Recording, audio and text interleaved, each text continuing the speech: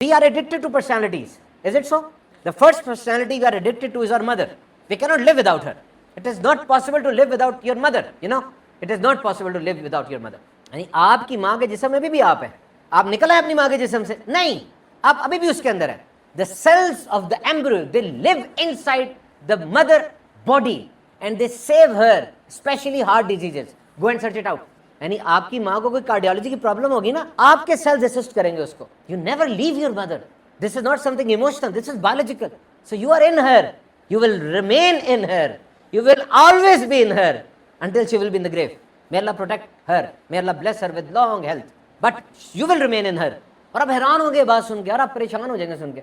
आपको पता है जो क्रॉनिक इल होता है और जो बिस्तर मर्ग पर होता है, जो कि सपोर्ट पे होता है, जिसे वेंटिलेटर आप कहते हैं, सपोर्ट पे है, वो वेंटिलेटर पर है और वो बोल नहीं सकता, and is not in a position to speak, is going to die within minutes और विद इन डेज.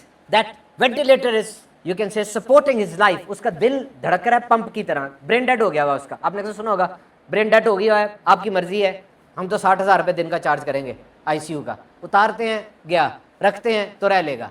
अब उस हालत में कि ब्रेन डेड वो नहीं है, लेकिन वो वेंटिलेटर पर है, एंड ही श्योरली डाई. साइंसदानों ने नोट किया कि इस हालत में वो एक लफ्ज बोल देता है ना, उस लफ्ज के बाद he is surely going to die. Now he is going to die. जबकि वो बंदा जो वेंटिलेटर पर है, जब वो लफ्ज बोलेगा, जो साथ उसके बैठा हुआ बंदा, वो क्या समझेगा, ये तो ठीक हो रहा है.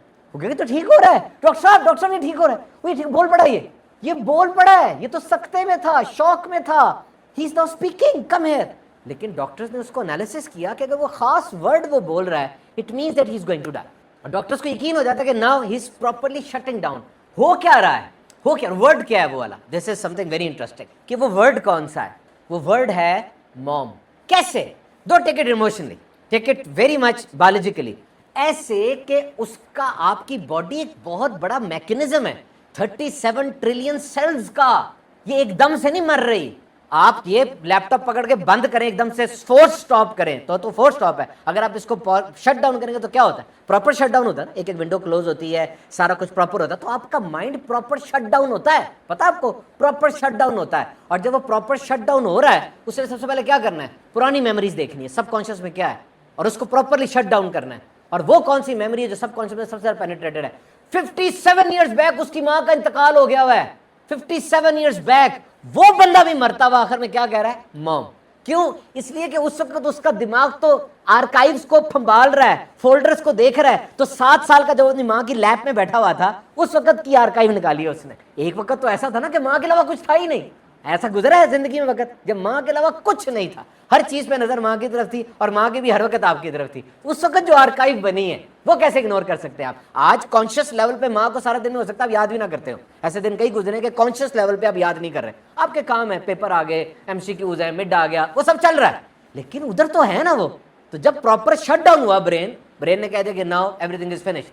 अब उसने वो लफ्ज उसके मुंह में फेंक दिया कि नाउ इट्स ओवर. फिर मैंने जब ये पूरा मुझे समझ में है कि वाकई सही तहकीक सही है कि you can not live without her, she will always be there. Remember, वो हमेशा आपका इंतजार कर रही है. और जब वो आपको जन्म देने लगी थी ना, उसने यही कहा था, पता है, कहा हो या ना कहा हो, समझा था क्या कि इसको मैंने छुपाया हुआ था, इसको मैंने बचाया हुआ था. अभी इस दुनिया में ये जंगल में आ जाएगा, मैं तो हर जगह इसको बचा नहीं पाऊंगी. सबसे पहली सोच ये थी उसकी, अब मैं क्या करूँगी, यहाँ तो बीमारियाँ हैं, बड़ा हो जाएगा तो चला जाएगा, लोग इसको तंज भी करेंगे, मारेंगे भी, मैं कैसे बचाऊंगी. यहाँ तो मैंने इसको समेट के रखा हुआ था.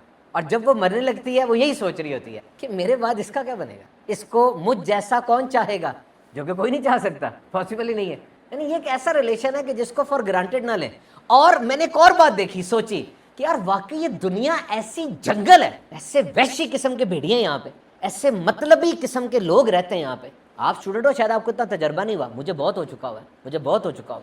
2-2 सेकंड में नजरें फिर जाती हैं, पहचानने से इनकार कर देते हैं. जरा सा फायदा 100 से 99 भी होता है ना, यकीन करें उनकी नजरों में अजनबियत आ जाती है. आप झांक के देखते हैं ये वही था, नहीं ये वो नहीं था, पता नहीं क्या हो जाता है ये. तो ऐसी दुनिया में क्या माँ बाप इन जैसे रिश्ते जरूरी नहीं है? बहुत जरूरी नहीं है. इसी दुनिया में रहमत लिल आलमीन की तशरीफ आवरी और उनका प्यार देना, उनका तरह रहमत बन के रहना, ये जरूरी नहीं है. वरना तो बिल्कुल ही बेआसरा हो जाएंगे हम यार, बिल्कुल ही फारग हो जाएंगे हम. अल्लाह की रहमत हर वक्त साया फिगन है, क्या ये जरूरी नहीं है? So never under estimate the power of the love of your mother. ये बहुत जरूरी है. बंदा था, इंजीनियर था, اور بڑا قابل انجینئر تھا, اس کے بڑے کانٹریکٹس چلتے تھے اور بڑی مانگ تھی اس کی, پرائیویٹ میں بھی, پبلک میں بھی, گورنمنٹ میں بھی. کانٹریکٹر بھی تھا, کام صاف کرتا تھا 100% نیت کے ساتھ. ایک دن اس کو کانٹریکٹ آیا اور اس کانٹریکٹ میں کچھ ڈاؤٹ تھا, حلال حرام کا ڈاؤٹ تھا. اس کو سمجھ نہیں آئی میں لوں یا نہ لوں. وہ رات کو نا اپنی ماں کے پاس آیا, ماں چٹی ان پڑھ, کہتا ماں جی مینوں سمجھ نہیں جے آ رہی, ایک کم آ گیا جے, میرا دل کدی ماندا کدی نہیں ماندا, کی کراں میں. حالانکہ this was not a relevant question for a lady who is not educated. You have to discuss with her that what are the pros and cons, what are the engineering prospects, what is the involvement of riba, what is the involvement of bribe, kickbacks. وہ ماں کو کیا پتہ چلے گا. لیکن ماں نے جو جملہ کہا, ماں کہتی ہے بیٹا میں روز رات کو تیرے پاس آتی ہوں, دیکھتی ہوں تو چین سے سو کے خراٹے لے رہا ہوتا ہے, بس کوئی کام ایسا نہ کر لینا کہ میں تیرے پاس آؤں اور تو یوں بیٹھا ہو.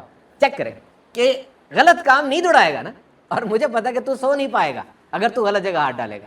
نہ کر ایسا, یہ سوچ لے بس کہ نیند تیری پوری ہوتی رہے.